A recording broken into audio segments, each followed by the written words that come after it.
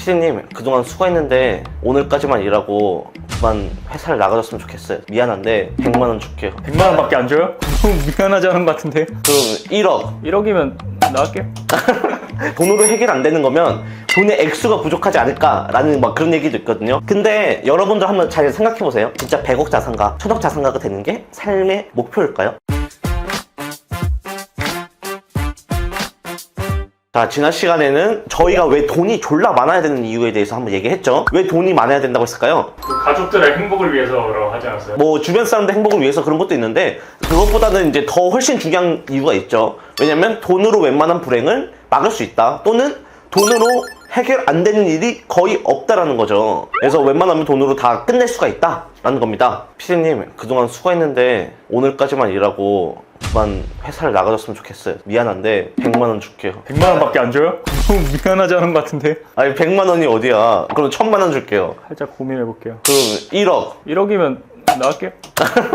봐봐, 이런 것처럼 돈으로 해결 안 되는 거면 돈의 액수가 부족하지 않을까라는 막 그런 얘기도 있거든요. 이런 것처럼 돈으로 웬만한 물건을 이제 해결할 수 있다라는 거를 이제 저희가 에피소드로 방금 보여드린 겁니다. 그런데 돈돈거리다가 진짜 삶이 불행해질 수가 있어요. 앞선 시간에는 제가 돈이 졸라 많아야 되는 이유에서 말씀드렸죠. 그 내용이 궁금한 분들은 저희 카드 뜨거든요. 카드 클릭해서 이 영상 끝나고 보시면 됩니다. 오늘은 왜 돈이 졸라 많아야 되지만 그래도 돈 미세가 되면 진짜 인생이 나락갈 수가 있는 이유에 대해서 한번 모순될 수 있는 내용이라고 생각하지 말고 한번 잘 들어보세요. 아마 삶에 큰 도움이 될 겁니다. 특히 경제적 자유를 찾기 위해서 이제 시작하신 분들은 오늘 설명드릴 내용들을 놓치고 삶을 살 수가 있거든요. 그래서 그분들한테는 특히나 더 큰 도움이 될 내용입니다. 저도 이제 이것 때문에 진짜 처음에는 많이 헤맸는데 현재의 소중함을 날려버린다. 즉 경제적 자유란 게 뭐예요? 결국엔 지금 막 절약해서 뭐 투자해서 재테크해서 뭐 맛있는 거 먹고 싶은데 그런 거 다 아껴가고 또는 놀고 싶은데 그런 거 안 하면서 막 부동산 임장도 다니고 투자 공부도 하면서 그런 것들이죠. 그래서 미래를 위해서 현재의 것들을 살짝 뭐 희생하는 그런 개념일 수가 있는데 이거에만 매몰되다 보면 현재의 소중함을 잃어버릴 수가 있다더라. 굿바이 게으름이라는 책이 있습니다. 그 책에 이런 글이 나옵니다. 어떤 내용이냐면 행복은 길 위에서 피어나는 꽃이지 목표에 도달한 뒤 받는 트로피가 아니다. 즉 행복은 꼭 결과 끝까지 가야 받는 게 아니라 중간중간마다 행복한 지점들이 있어야 끝까지 갈 수가 있다더라 라는 내용인 거죠. 왜냐? 이미 지나가고 있는 현재는 다시 오지 않는다 라는 의미가 있는 겁니다. 그래서 미래를 위해서 열심히 사는 것도 좋지만 현재의 소중함도 잘 챙겨야 된다라는 내용이죠. 근데 아마 이 영상 보시는 분들은 저한테 이렇게 말하고 싶을 수 있어요.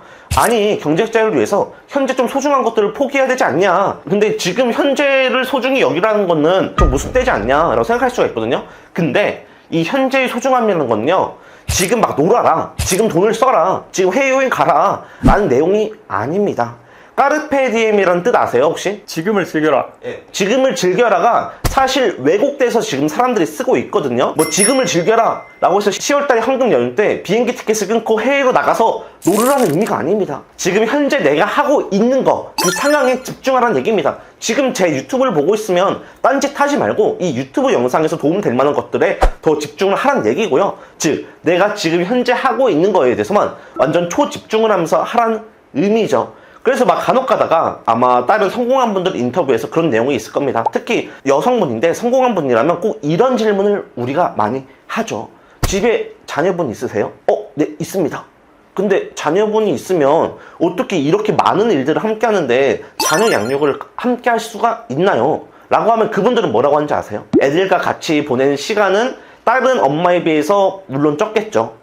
하지만 그 시간만큼은 온전히 다른 생각 안 하고 다른 일 안 하고 아이한테만 초집중하고 있습니다. 그래서 아이도 그걸 느끼다 보니까 엄마와 함께하는 시간이 적어도 그거에 대해서 막 불안해한다거나 그렇지는 않은 것 같습니다 라는 게 바로 대표적으로 까르페 디엠의 하나의 예시라고 보시면 됩니다. 그래서 미래도 좋지만 지나간 현재는 돌아오지 않는다 라기 때문에 현재도 잘 행복하면서 그렇게 갔으면 좋겠다 라는 겁니다.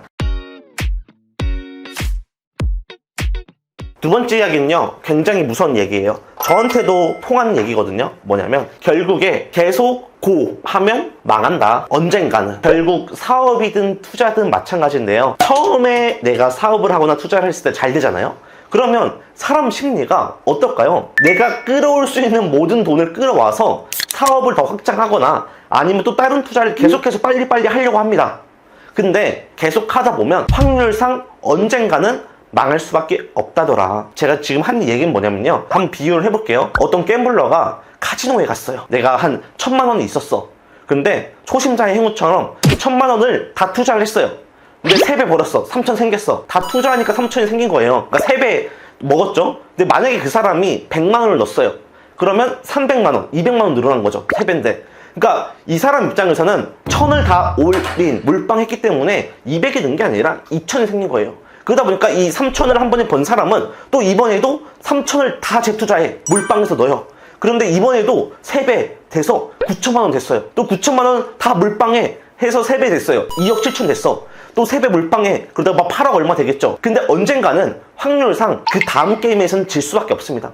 그러면 모든 걸 다 한순간에 잊는 거예요. 이건 하나의 예시지 않냐, 어떤 사람들이 이렇게 하냐 라고 얘기할 수가 있는데, 실제로 사업하시는 분들 중에서 이렇게 100% 재투자 하시는 분들이 꽤 많습니다. 그래서 아마 유튜브 영상 같은 것도 잘 찾아보시면 그런 사례 나올 거예요.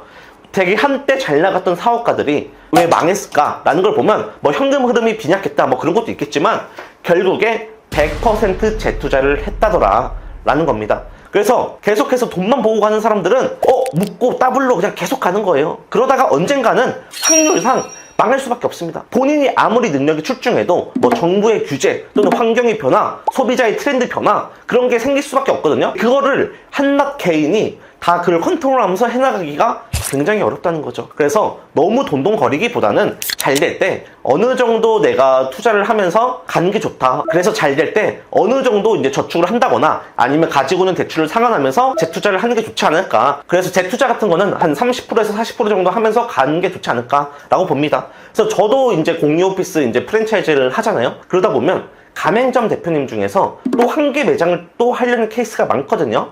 그래서 저 같은 경우는 그분들한테 뭐라고 물어보냐면, 이거 혹시 앞선 매장에서 다 대출받지 않으셨어요? 근데 또 이거를 하나 더 대출받아서 하신다고요? 라고 저는 물어보거든요. 왜냐면 어떤 사업이든 안 될 수가 있잖아요.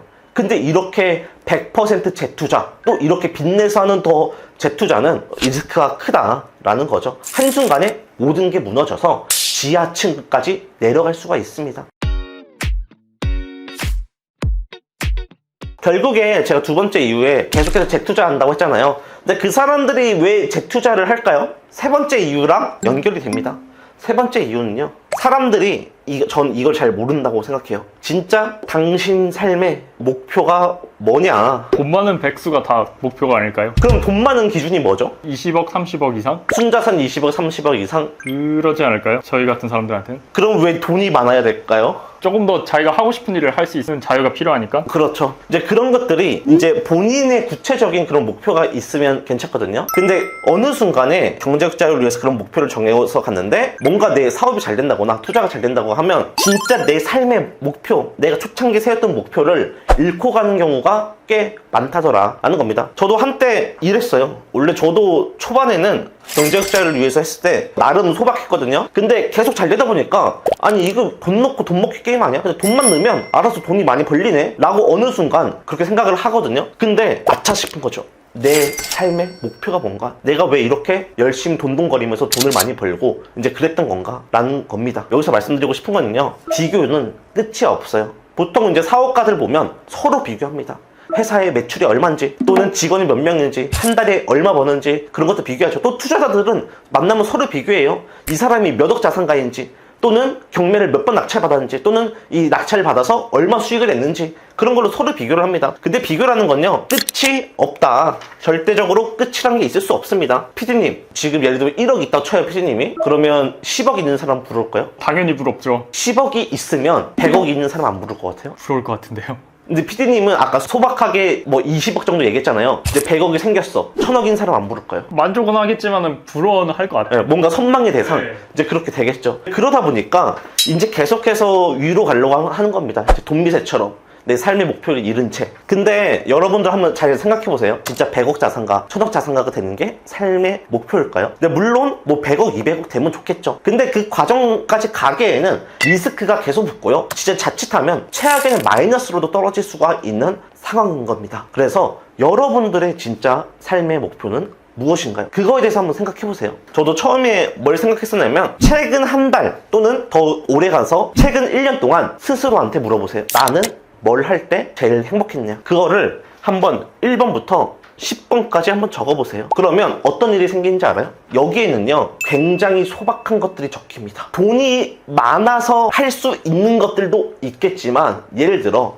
부모님하고 가족하고 자녀와 다 같이 함께한 즐거운 식사 시간, 그런 것들을 적는다는 거죠. 어떻게 보면 내가 돈을 열심히 버는 것도, 돈이 많아야 되는 것도 행복하기 위해서 하는 거잖아요. 근데 내가 행복했던 이유, 내가 행복했던 순간들을 보면 돈이 많아야 되는 것도 있겠지만 되게 소박한 이유라는 것도 있다. 그래서 내가 부자가 되는 목표라는 것들을 잊지 말아야 된다. 그거를 잃고 가는 순간 그냥 계속 가는 거예요. 계속. 뭐 잘 되면 좋겠지만 확률상 언젠가는 망할 수밖에 없다라는 게 팩트죠. 책을 하나 추천드릴게요. 파이어족이 온다라고 이제 스콜 리킨슨가 이제 그 사람이 쓴 책이거든요. 그 책에 보면 이 내용이 나와요. 내가 어떨 때 행복한지. 그러면 그 사람들이 깨닫습니다. 진짜 돈이 엄청 많아야만 행복한 게 아니라는 거네. 그래서 그 사람들은 파이어족으로 되기로 결심하고 그 여정을 떠나는 겁니다. 스콘 리킨스라는 사람이. 지금은 좀 파이어족 붐이 좀 덜한데 한때 한 코로나 때 파이어족 붐이 되게 많았잖아요. 그래서 사람들이 좀 파이어족에 대해서 오해하는 것들이 있는데, 파이어족이 되려는 사람들은 일하기 싫어하는 사람이다, 회사 다니기 싫어하는 사람이다 라고 오해할 수가 있는데, 그냥 그 사람들은 최대한 즐기기 위해서 내 삶의 목표가 진짜 뭔지, 나는 무엇으로 행복해지는 건지 그런 거를 아는 사람들이다 라고 볼 수가 있습니다. 그래서 내 삶의 목표가 진짜 뭘까 라고 한번 고민이 필요하신 분들은 아까 말씀드렸죠, 파이어족이 온다라는 책을 한번 일독해 보시길 바랍니다. 광고 아닙니다. 그래서 오늘 내용 정리하면 결국 돈이 인생에서 겁나게 중요한 건 사실이지만 돈미세가 되면 인생이 한순간에 나락으로 갈 수 있다라고, 인생에 대해서 불행감을 느낄 수 있다고 제가 오늘 말씀을 드렸습니다. 그래서 꼭 여러분들이 뭘 하셔야 될까요? 왜 부자가 되려고 하는지에 대해서 한번 자세히 생각해 보시고요. 어느 순간까지 가면 나는 만족할 수 있는 사람인지, 또 내가 기대하는 건 어느 수준인지 라는 것을 꼭 생각해 보셨으면 좋겠습니다. 왜냐? 모든 사람들의 꿈이 100억 자산가, 1000억 자산가는 아니잖아요. 그래서 계속 고하면서 현재를 포기할 필요는 없다라는 게 오늘 영상의 요약 포인트였습니다. 그래서 이렇게 목표를 설정하고 나서 내가 돈을 어떻게 불려야 될지를 그 다음번에 생각해야 된다. 그래서 돈을 무작정 처음부터 많이 벌려고 하기보다는 내 삶의 목표는 뭔지, 나는 무엇을 할 때 행복한지를 꼭 명심하셨으면 좋겠습니다. 그리고 나서 돈을 열심히 벌 생각을 해라 라는 거죠.